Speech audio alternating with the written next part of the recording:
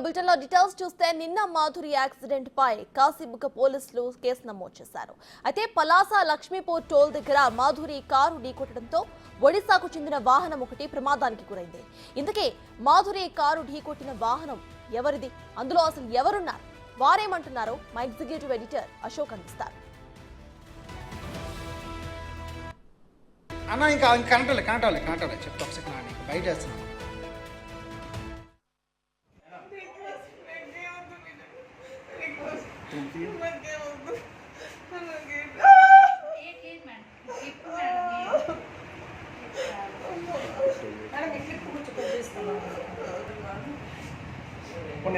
ఇప్పుడు మీకు యాంకర్ చెప్తాను. సహకరించండి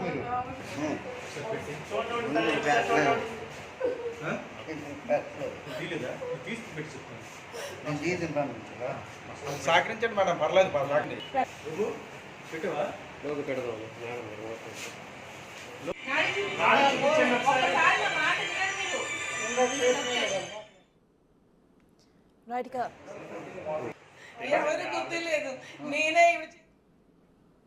పలాస లక్ష్మీపూర్ టోల్ దగ్గర మాధురి కారు ఢీకొట్టడంతో ఒడిశాకు చెందిన వాహనం ఒకటి ప్రమాదానికి గురైంది.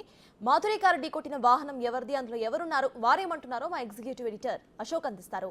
అశోక్,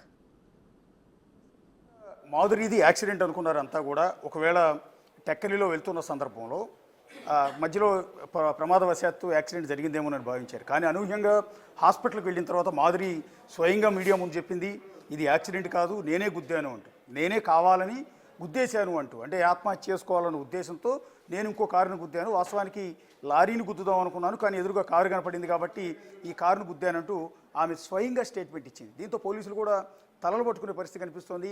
మొదటి యాక్సిడెంట్ అనుకుంటే యాక్సిడెంట్ కేసు కింద నమోదు చేసేవారు, అక్కడ ఆవిడ విక్టిమ్ అయి ఉండేవారు. కానీ ఇక్కడ నేనే ఇంకో కారును గుద్దానని స్వయంగా చెప్పిన నేపథ్యంలో దీన్ని ఏ కేసు కింద పరిగణించాలి? ఇది ఒక విధంగా చెప్పాలంటే ఎదుటి కారులో ఉన్న వ్యక్తుల్ని చంపే ప్రయత్నం చేస్తే, ఒకవేళ తాను సరిపోయేవాలనుకున్న ఉద్దేశంలో ఎదుటి కారుని కుదటం ద్వారా ఆ కారులో ఉన్న వ్యక్తుల్ని చంపే ప్రయత్నం చేస్తే అది హత్యాయత్నం కింద వస్తుంది ఖచ్చితంగా.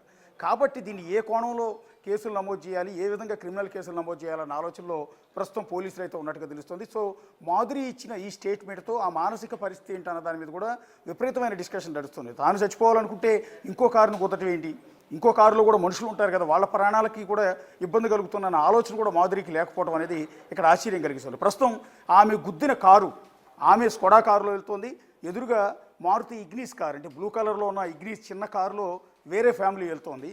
ఆయన Orissa high court senior advocate Sudhakar గారు, ఒరిస్సా హైకోర్టులో సీనియర్ అడ్వకేట్గా ఉన్న సుధాకర్ గారు ఆయన ఫ్యామిలీతో కలిసి ఒరిస్సా వెళ్తున్న సందర్భంలో ఈవిడొచ్చి ఈ రకంగా గుద్దింది. అదృష్టవశాత్తు ఆ ఫ్యామిలీ సుధాకర్ గారు బయటపడ్డారు. ప్రస్తుతం సుధాకర్ గారు అందరి డిస్కషన్ కూడా ఇప్పుడు వీళ్ళ మీదే ఉంది. అసలు ఎంతసేపు గుద్దిన మాధురిని మీడియాలో చూపిస్తున్నారు, కానీ ఆవిడ వెళ్ళి ఏ కారునైతే గుద్దిందో ఆ కారులో ఉన్న వాళ్ళ పరిస్థితి ఏంటన్నది ఎంటైర్ స్టేట్ మొత్తం కూడా డిస్కషన్ జరుగుతుంది. అందుకనే బిగ్ టీవీతో మాట్లాడటానికి సుధాకర్ గారు, సీనియర్ అడ్వకేట్ సుధాకర్ గారు ప్రస్తుతం మనకి లైవ్లో అందుబాటులో ఉన్నారు. సుధాకర్ గారు నమస్తే. హలో నమస్తే అయ్యా. నమస్తే సుధాకర్ గారు. నమస్తే అండి. అయ్యా నమస్తే, చెప్పండి సార్. హలో సుధాకర్ గారు. అయ్యా చెప్పండి. సరే, నమస్తే. ఇవాళ మీరు అదృష్టం, బహుశా మీ సతీమణి చేసిన పూజల కారణంగా ఇవాళ మాతో లైవ్లో మాట్లాడే పరిస్థితిలో ప్రాణాలతో ఉన్నారేమో అనుకుంటున్నాం మేము. నిజమేనా? నిజమే. ఎందుకంటే ఏ విధంగా ప్రమాదం జరిగిందో మేము మళ్ళీ బ్రతికి బయటపడతాం అనుకోలేదు. అందరు ముగ్గురు కూడాను, నేను, మా ఆవిడ, తర్వాత డ్రైవర్ కూడాను సేఫ్గా బయటపడ్డాం. అంటే ఆ టైంలో మీరు ఎక్కడి నుంచి ఎక్కడి వరకు వెళ్తున్నారు, ఆ ప్రమాదం ఎలా జరిగిందండి? బ్రాహ్మణ్ తర్ల ఒక పెళ్ళి అటెండ్ అవ్వడానికి వచ్చాం. అక్కడి నుండి రిటర్న్ అవుతున్నాం. పలాస రిటర్న్ అవుతున్నప్పుడు దారిలో ఒక నిమిషం కారు ఆపాం. ఎందుకంటే గూగుల్ మ్యాప్లో మ్యాప్ చూద్దామని, కరెక్ట్ అడ్రస్ చూద్దామని. అది ఆపిన ఒక నిమిషంలోనే వెనక నుండి చాలా తీవ్రంగా, చాలా అతివేగంగా ఒక కారు వచ్చి గుద్దేస్తే మా కారు కూడా తిరగబడిపోయింది. చాలా ప్రమాదకరమైన పరిస్థితుల్లో కారు బాగా డ్యామేజ్ అయిపోయింది. కారు వెనకాతల అద్దాలు అన్ని విరిగిపోయాయి, ఆ గుండె అయిపోయి ఆ దాంట్లోంచి మేము నెమ్మదిగా బయటపడ్డాం. మా ఆవిడకి అయితే చిన్న ఇంజురీ జరిగింది, కానీ నాకు డ్రైవర్కి కూడా ఏమి ఇంజురీ జరగలేదు. మేము ఇద్దరు సేఫ్గా ఉన్నాం. మా ఆవిడకి ఇంజురీ జరిగింది, నిన్న హాస్పిటల్కి తీసుకెళ్ళాం. హాస్పిటల్లో దానికి స్టిచెస్ గట్రా పట్టిన తర్వాత షీఈ్ నవ్ ఆల్సో నార్మల్. మేము ముగ్గురు బయటపడ్డాం. ఇప్పుడు కటక్ రిటర్న్ వెళ్తుండగా ఇక్కడ మనకి తటస్థించడం జరిగింది, కాలవడం. అందుకే ఈ విషయాలు నేను చెప్పగలుగుతున్నాను. సార్ అంటే ఆమె వచ్చి కారుతో మీ కారును గుద్దిన సమయంలో మీరు కారులోనే ఉన్నారండి, దిగి నిలబడి ఉన్నారా బయట? కారులోనే ఉన్నాం, మేము కారులోనే ఉన్నాం. కారు ఆపి ఒక నిమిషం కూడా కాలేదు, ఆగి ఉన్నాం. అక్కడి నుంచి జస్ట్ కారులో కూర్చొని ఉన్నాం. వెనక నుండి తీవ్రంగా ఈ యాక్సిడెంట్ జరిగింది. జరగడం చేత చాలా ప్రమాదకరమైన పరిస్థితి జరిగింది. దాని తర్వాత నెమ్మదిగా ఎలాగో బయటపడ్డాం. కానీ ఇలాంటి వాళ్ళు ఆత్మహత్య చేసుకుంటుందని తర్వాత తెలిసింది మాకు. అలాంటప్పుడు మా కారే దొరికిందా అనిపిస్తుంది. ఏది జరిగినా ఇంత నెగ్లిజెంట్గా ఉన్న వాళ్ళకి మాత్రం కఠినమైన చర్య తీసుకోవాలి. అదే పోలీస్ స్టేషన్లో కూడా మేము రిపోర్ట్ ఇచ్చాం. దాన్ని బట్టి వాళ్ళు ఎలా యాక్షన్ తీసుకుంటారో చూద్దాం. సార్ ఆవిడ వారింది స్కోడా కారు, పెద్ద కారు, మీదేమో చాలా చిన్న కారు, ఇగ్నిస్ కారు. సో ఆవిడ వచ్చిన వేగానికి మీ ఇగ్నిస్ కారు బోల్తా కొట్టిందని మీరే చెప్తూ ఉన్నారు. ఆ టైంలో మీ అందరి సిచ్యువేషన్ ఏంటి సార్? కారులో ఉన్నారు, బోల్తా కొట్టినప్పుడు మీరు తలకిందులు అయిపోయి ఉంటారు. మిమ్మల్ని ఎవరు బయటికి లాగారు? తలకిందులు అయిపోయాం. ఫ్రంట్ సీట్ లో నా బెల్ట్ కట్టుకొని ఉన్నాను కదా, ఆ బెల్ట్ వల్ల కొంత రక్ష కలిగింది నాకు. మా ఆవిడ బ్యాక్ సీట్ లో కూర్చుంది కాబట్టి పడిపోయి అందుచేత ఇంజురీస్ జరిగాయి. నెమ్మదిగా ఎలాగో బయటపడ్డాం. అక్కడ మాకు ఫుల్గా సఫకేషన్, ఆ క్షణంలో ఏం జరుగుతుందో తెలియని పరిస్థితి. మొత్తం మీద ఎలాగో బయటపడ్డాం. మిమ్మల్ని ఎవరు బయటికి లాగారు సార్? మీరే డోర్లు తీసుకుని వచ్చారా, ఎవరన్నా వచ్చి సాయం చేశారా? చాలా జనం అక్కడ కుదిరారు, చాలా చేరారు. డోర్స్ తీయడానికి మేము ప్రయత్నిస్తున్నాం, కానీ మొత్తం మీద ప్రజల సహాయం వల్లే మేము బయటికి రాగలిగాం. ఆవిడ వాడిన స్కోడా కారుకి ఎయిర్ బెలూన్స్ ఉంటాయండి. ఒకవేళ ఇన్ కేసు యాక్సిడెంట్ అయినా, బాల్తో కొట్టినా ఎయిర్ బెలూన్స్ ఓపెన్ ఆవిడ ప్రాణాలకి ఏమి ఇబ్బంది లేదు, ఇప్పుడు కూడా జరగలేదు. ఆవిడకి చిన్న గాయం కూడా కాల. మీ కారుకి ఎయిర్ బెలూన్స్ ఉండవు. మీ కారుకి ఎయిర్ బెలూన్స్ ఉండే అవకాశం తక్కువ. మీ ప్రాణాలతో చెలగాటం ఆడినట్టే కదా ఆవిడ? లేదు, మా కారు కూడా ఎయిర్ బ్యాగ్స్ ఉన్నాయి, కానీ యాక్సిడెంట్ వెనక పక్క జరిగింది కాబట్టి దాని ఇంపాక్ట్ లేదు. ఫ్రంట్ సైడ్ జరిగి ఉంటే ఎయిర్ బ్యాగ్స్ వచ్చేది బయటికి. ఓకే, వెనక పక్క నుంచి యాక్సిడెంట్ అయింది కాబట్టి మరి ఎయిర్ బ్యాగ్స్ మీద ఇంపాక్ట్ పడలేదు, అవి బయటికి రాలేదు. కానీ ప్రమాదం మాత్రం జోరుగానే జరిగింది. గాజు మొక్కలు కూడాను నాకును మా ఆవిడకి కూడాను గుచ్చుకున్నాయి. అంటే కారు తలకు గాజు గట్ట విరిగిపోయింది కదా. అవునండి.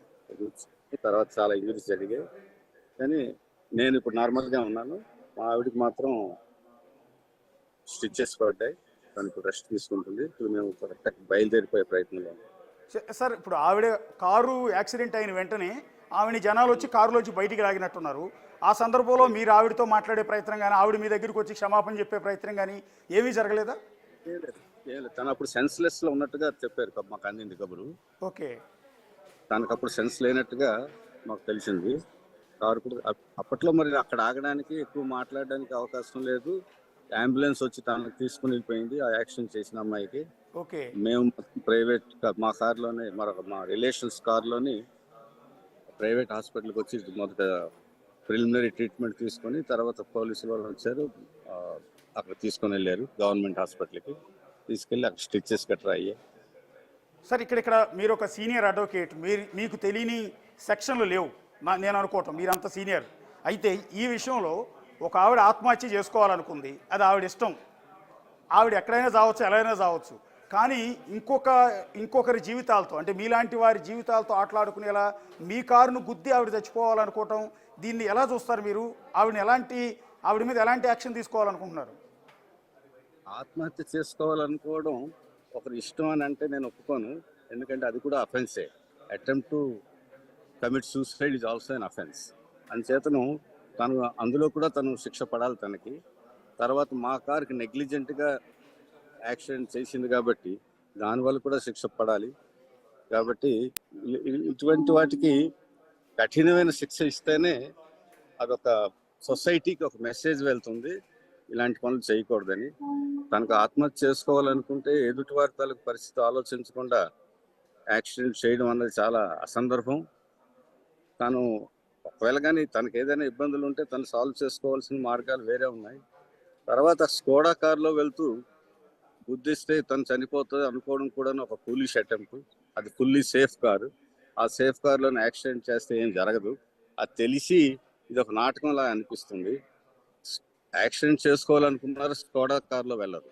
తను ఎలాగో ఏదో విధంగా ఏదో మార్గం తీసుకొని ఆత్మహత్య చేసుకోవాలనుకుంటారు, కానీ ఫుల్గా ఒక సేఫ్ కారులో వెళ్ళి యాక్సిడెంట్ చేసుకోవాలనుకోవడం చాలా ఇన్కన్సిస్టెంట్ అండ్ ఇంప్రాపర్.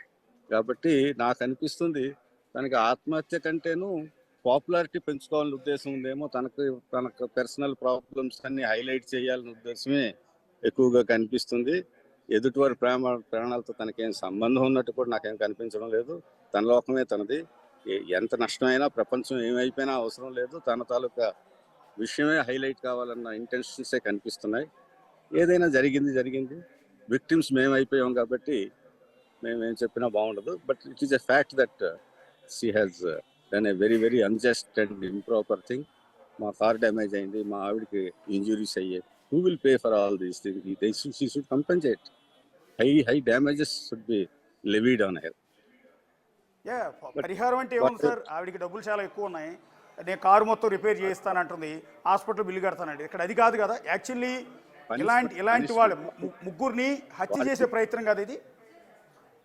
అంతే కదా, సుమారుగా అదే అయింది ఇప్పుడు. ఎందుకంటే తనకి ఎలాంటి సేఫ్ కార్లో తను వస్తున్నో ఆ కార్లో యాక్సిడెంట్ చేసినా తనకేమీ జరగదన్న విషయం తనకు తెలుసు. She is a very literate lady. She knows the safety features of the car. కాబట్టి అందులో ఏమి జరగదు. ఎవరితో గుద్దితే వాళ్ళకే నష్టం కలుగుతుందన్న విషయం తనకు తెలుసు. అలా గుద్దాలనుకున్నప్పుడు ఏ కొండకో రాయికో చెట్టుకో గుద్దొచ్చు కదా. మరొక కారుకో లారీకో గుద్దాలని ఎందుకు అనుకుంటుందో నాకు అర్థం కాలేదు. ఎనీయో నాకు అనిపిస్తుందల్లా తనకి కేవలం తన తాలూకు పాపులారిటీ, తన సమస్యను హైలైట్ చేయాలని ఉద్దేశమే తప్ప తనకు సెల్ఫ్ ఇంజురీ అన్నది ఏం ఉద్దేశం లేదు. Inflicting injury and other is only intention. కాబట్టి ఇలాంటి వాళ్ళకి మాత్రం సచ్ ఎ బ్యాడ్ ఇంటెన్షన్ ఉన్న వాళ్ళకి సొసైటీలోని ఏ విధంగా శిక్ష జరగాలంటే అందరికీ ఒక లెసన్ అవ్వాలి. ఇది నా తాలూకు పర్సనల్ వ్యూ. అది because we are from the victim side. నేను ఎక్కువ చెప్పడం బాగుండదు, బట్ ఇదే కరెక్ట్ నా ఉద్దేశం ప్రకారం. ఎస్ సార్, ఆవిడ ఆత్మహత్యాయత్నం చేయటం ఒక సెక్షన్ కింద కేసు నమోదు చేస్తారు. మిమ్మల్ని హత్యాయత్నం చేయటం, ముగ్గురు పైన కావాలని ఉద్దేశపూర్వకంగా కారుతో గుద్ది చంపే ప్రయత్నం చేయటం, ఇది ఇంకో సెక్షన్ కింద కేసు నమోదు చేస్తారు కదండి. చేస్తారు, కానీ ఇంటెన్షన్ టు కిల్ అది కాదు కదా. Intention to kill anyone. కాబట్టి complete negligent driving and rash and negligent driving కింద వెళ్తుంది ఇది. ఏదైనా ఒక హత్య ప్రయత్నం లాగే అయింది. సో సార్ ఎస్ సార్, అవును సరే, మీకు ఆవిడకి పరిచయం లేదు, పాత గొడవలు కూడా లేవు, కూడా హత్యాయత్నం కింద రాదనుకుందాం. మోటార్ వెహికల్ యాక్ట్ కింద ఇప్పుడు ఆవిడ లైసెన్స్ రద్దు చేసి ఆవిడని అరెస్ట్ చేసే అవకాశం ఉంటుందా ఈ పర్టికులర్ ఇష్యూలో? తప్పకుండా ఆవిడ లైసెన్స్ క్యాన్సిల్ చేయాలి, ఆవిడకి అరెస్ట్ చేయాలి, తగిన శిక్ష విధించాలి. ఇవన్నీ కరెక్టే. That is completely rash and negligent driving. Sir, ఒకవేళ ఆవిడకున్న పలుకుబడితో, ఆవిడకున్న డబ్బుతో, ఆవిడకున్న పరపతితో ఈ కేసు నీరుగార్చే ప్రయత్నం, కేసు నుంచి బయటపడే ప్రయత్నం చేస్తే యాజ్ అన్ అడ్వకేట్ మీరు దీని మీద సీరియస్గా పోరాటం చేసే ఆలోచన ఉందండి? తప్పకుండా. ఎందుకంటే ఇలాంటి విషయాలు స్వయంగా మనకేం లాస్ జరిగిందో అన్నది కాదు ఇంపార్టెంట్.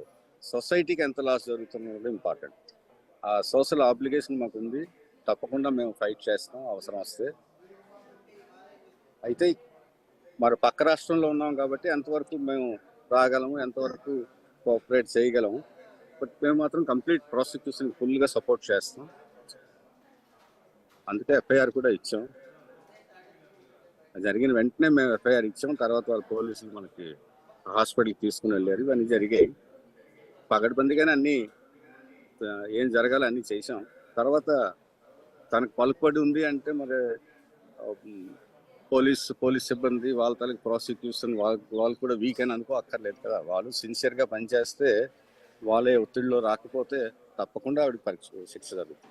సార్, చివరికి ఒక మాట, మీరు ఇంకోసారి ఇలాంటి ఇన్సిడెంట్ జరగకుండా రోడ్డు మీద వెళ్ళేటప్పుడు ఇంకొకరి జీవితాలతో చెలగాటం ఆడే ఇలాంటి ప్రయత్నాలు కంట్రోల్ కావాలంటే ఇలాంటి మహిళలు ఖచ్చితంగా శిక్ష పడాల్సిన అవసరం ఉంటుంది. కాబట్టి ఆంధ్రప్రదేశ్ ప్రభుత్వానికి, ముఖ్యమంత్రి చంద్రబాబు నాయుడు గారికి మీరేమన్నా పబ్లిక్గా అప్పీల్ చేసుకోదలుచుకుంటూ ఉన్నారా?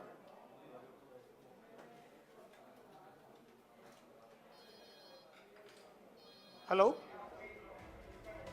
Hello yes, senior advocate Sudhakar, ఆయన విక్టిమ్ ఇప్పటివరకు మనతో మాట్లాడింది. మాధురి ఎవరినైతే గుద్దిందో, తాను ఆత్మహత్య చేసుకుని చనిపోవాలనుకున్న ఉద్దేశంలో ఇంకో కారును గుద్ది చచ్చిపోవాలనుకుంది. అదేం ఆలోచన, ఇదేం దుర్మార్గపు ఆలోచన అనేది ఎవరికి కూడా అర్థం కావటం లేదు.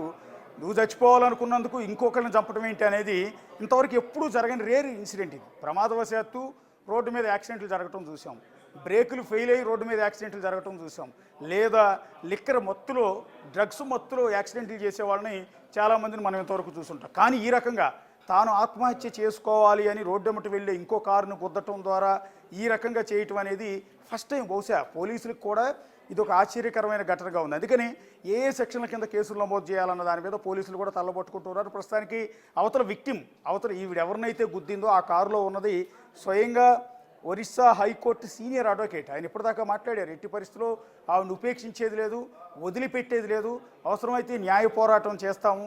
ఇవాళ మేము బతుకున్నాము అంటే కేవలం అదృష్టవశాత్తు బతుకున్నాం అంత ఇన్సిడెంట్ జరిగిన తర్వాత. ఎందుకంటే ఈవిడ స్కోడా కారు, ఈవిడ వాడింది హైలీ సేఫ్టీ ఉన్న కారు, హై ఎయిర్ బెలూన్స్ ఉంటాయి, కంట్రోలింగ్ ఉంటుంది.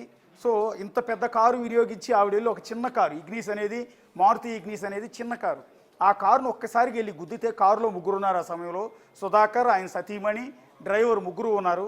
వాళ్ళు వెళ్ళేదారు రోడ్డు పక్కన ఆగారు. వాస్తవానికి తాము వెళ్లాల్సిన రూట్ కోసం, ఏ ఇంటికి వెళ్ళాలో అది గూగుల్ మ్యాప్లో చెక్ చేసుకుంటూ ఉన్నారు, ఎంత దూరం ఉంది, ఆ రూట్ ఏంటి అన్న దాని మీద చెక్ చేసుకుంటున్న తరుణంలో, అది కూడా హైవేలో రోడ్డు పక్కన ఆపి ఉన్న తరుణంలో ఈవిడొచ్చి ఫాస్ట్గా వచ్చి ఆ కారుని గుద్దటంతో ఆ చిన్న కారు ముందుకు వెళ్ళి బోల్తా కొట్టింది. ఎన్ని బోల్తాలు కొట్టింది, ఎన్ని రౌండ్లు బోల్తా కొట్టింది అనేది మనకు తెలియదు. కారులో ఉన్న వాళ్ళు ఏం జరుగుతుందో కూడా అర్థం కాదు, తలకిందులుగా ఇలా అయిపోయారు.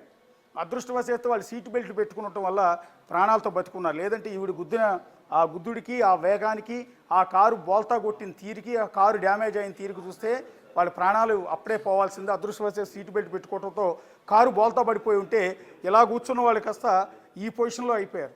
ఈ పొజిషన్లో అయిపోతే చుట్టుపక్కల ఉన్న జనం అంతా గ్యాదర్ అయ్యి వాళ్ళ అద్దాలు పగలగొట్టి డోర్లు ఓపెన్ చేసి వాళ్ళందరినీ బయటకు లాక్కొచ్చే ప్రయత్నం చేసి వారిని ఆసుపత్రికి తరలిస్తే ప్రస్తుతం సుధాకర్ అయితే గాయాలు, చిన్న గాయాలతో బయటపడ్డారు. డ్రైవర్ కూడా చిన్న గాయాలతో బయటపడ్డారు. ఆయన సతీమణికి మాత్రం కొద్దిగా గాయం అయితే ఆమెను ఆసుపత్రికి తరలించారు. అయితే ఇక్కడ గాయాలు, కారుకైన డ్యామేజ్ పక్కన పెడితే అసలు ముగ్గురు ప్రాణాలతో బతికుండటమే ఒక పెద్ద రికార్డు అని చెప్పాలి ఉంటుంది. ఎందుకంటే అంత పెద్ద కారుతో అంత వేగంగా వచ్చి కారు గుద్దితే, ఆ కారు బోల్తా పడి పక్కన పడితే ఆ కారులోంచి బయటపడ్డారు అంటే నిజంగా వాళ్ళ అదృష్టంగా పరిగణిస్తున్నారు. అందులోనూ ఆ బాధితుడు సీనియర్ హైకోర్టు అడ్వకేట్ కాబట్టి ఆయన చాలా సీరియస్గా తీసుకున్నారు. ఎట్టి పరిస్థితుల్లో మాధురిని ఉపేక్షించేది లేదు, వదిలిపెట్టేది లేదని కూడా వార్నింగ్ ఇస్తూ ఉన్నారు.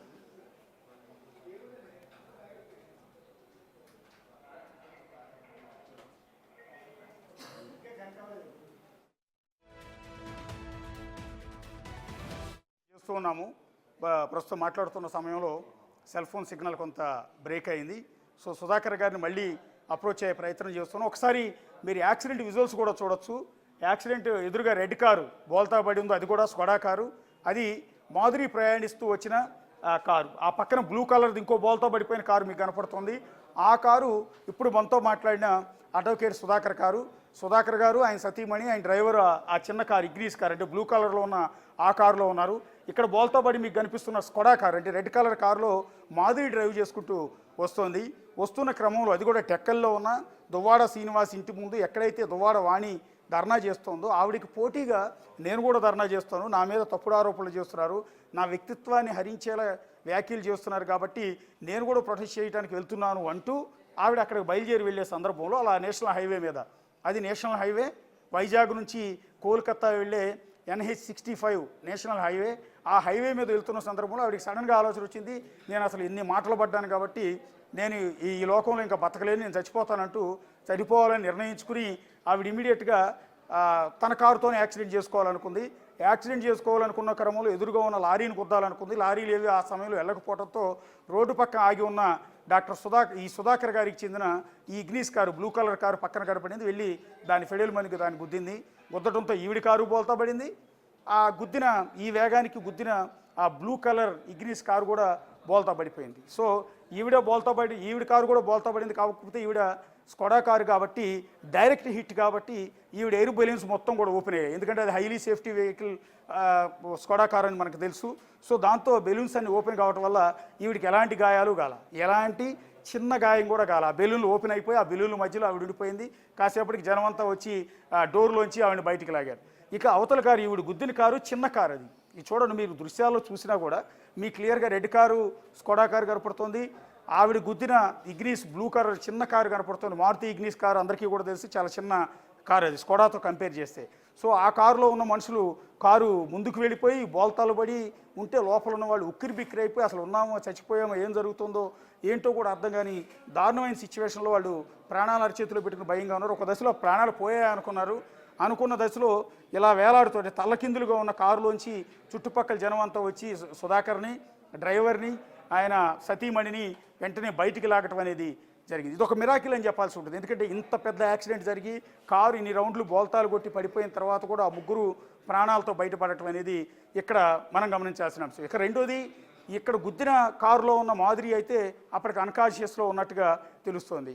సో అన్కాన్షియస్లో ఉంది కాబట్టి ఒకవేళ ఆవిడేమన్నా మత్తు పదార్థాలు తీసుకున్నారా, డ్రగ్స్ లాంటివి ఏమన్నా తీసుకున్నారా, ఈ డిప్రెషన్లో ఉన్నారు కాబట్టి అనే కోణంలోనే నిన్న పోలీసులు ఆవిడ నుంచి బ్లడ్ శాంపిల్స్ కూడా తీసుకోవడం అనేది జరిగింది. సో ఆ బ్లడ్ శాంపిల్స్ రిపోర్ట్ ఏమొస్తుంది అనేది ఇప్పుడు వెరీ ఇంట్రెస్టింగ్. ఒకవేళ బ్లడ్ శాంపిల్స్లో కనుక ఆవిడ మద్యం సేవించి ఉన్నట్టు కానీ డ్రగ్స్ తీసుకున్నట్టు కానీ ఉండుంటే కేసు సివియారిటీ మరింత పెరిగిపోయే అవకాశం ఉంటుంది. మాధురికి మరిన్ని కష్టాలు పెరిగిపోయే అవకాశం ఉంటుంది. ఇప్పుడు సుధాకర్ గారు చెప్తున్నారు క్లియర్గా ఇదంతా తాను ఆత్మహత్య చేసుకుని చనిపోవటం కోసం చేసింది కాదు. ఇలా గుద్దటం ద్వారా అటెన్షన్ డైవర్షన్ చేయటం ద్వారా ఒక డ్రామా క్రియేట్ చేయటం, ఒక సింపతి క్రియేట్ చేసుకునే ప్రయత్నం ఆవిడ చేసింది, పాపులారిటీ తెచ్చుకునే ప్రయత్నం చేసింది అన్నట్టే అనిపించింది తప్ప స్కోడా కారులో వెళ్ళి యాక్సిడెంట్ చేస్తే చచ్చిపోరు అన్న విషయం వెల్ ఎడ్యుకేటెడ్ ఉమెన్ అయిన మాధురికి బాగా తెలుసు. కావాలనే గుద్దింది. సో నువ్వు చచ్చిపోవాలనుకుంటే ఎలా అయినా చావు, కానీ మాలాంటి వారిని గుద్ది మా ప్రాణాలు తీసి చచ్చిపోవటం ఏంటి అనేది అడ్వకేట్ సుధాకర్ గారు లేవనెత్తుతున్న ప్రధానమైన ప్రశ్న. ఆయన ఒరిస్సా హైకోర్టులో పనిచేస్తున్నారు. సో ఆంధ్రప్రదేశ్ ప్రభుత్వానికి పోలీసులకు అప్పీల్ చేస్తూ ఉన్నారు. ఒకటి, ఆవిడ ఆత్మహత్య చేసుకోవాలి అని స్టేట్మెంట్ ఆవిడే ఇచ్చింది. ఎందుకంటే బిఫోర్ కూడా మాధురి మీడియాతో మాట్లాడుతున్నప్పుడు, పర్టికులర్గా బిగ్ టీవీతో మాట్లాడినప్పుడు సందర్భంలో కూడా ఆవిడ చెప్పింది, నేను నా ముగ్గురు పిల్లలతో సహా వెళ్ళి దువ్వాడ శ్రీనివాస్ ఇంటి ముందు అంటే వాణి ఎదురుగానే ఆత్మహత్య చేసుకుంటాను, లేదా వాళ్ళపై నేనే దాడి చేస్తాను.